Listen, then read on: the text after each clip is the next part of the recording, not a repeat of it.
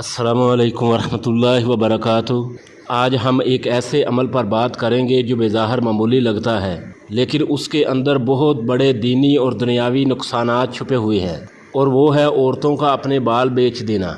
सोचने की बात यह है कि इस्लाम इस बारे में हमारी क्या रहनुमाई करता है। इस्लाम ने इंसान के जिस्म के हर हिस्से को अदब व एहतराम के साथ रखने का हुक्म दिया है। हज़रत अब्दुल्ला बिन उमर रज़ी अल्लाह ताला अन्हु अपने कटे हुए बालों को दफन करते थे।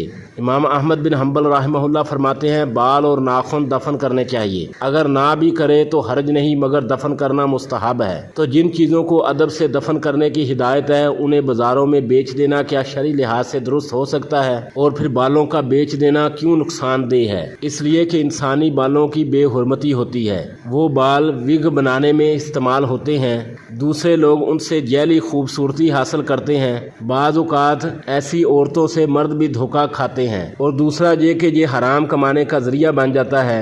उलमा के मुताबिक इंसानी बालों का बेचना नाजायज़ और हराम है। सही बुखारी की हदीस में है कि अल्लाह की लानत हो बाल जोड़ने वाली और जड़वाने वाली पर। और तीसरा ये कि जादू और शैतानी अमल में बाल इस्तेमाल हो सकते हैं। जादूगर इन चीज़ों को इस्तेमाल करके इंसान की ज़िंदगी बर्बाद कर सकते हैं। तो फिर क्यों हम अपने जिस्म के अज्जा किसी अजनबी के हाथ में दें और फिर वो इन पर जादू टूना करे? तो मेरी बहनों, अपने बाल बेचकर थोड़ा दुनियावी फ़ायदा हासिल करने की बजाय उनकी इज्जत करें, उन्हें दफन करें और अल्लाह की रज़ा को तरजीह दें। अल्लाह हमें दीन की समझ अता फरमाए और हर नाजायज़ काम से बचने की तौफीक दे। वस्सलामु अलैकुम वरहमतुल्लाहि वबरकातुह।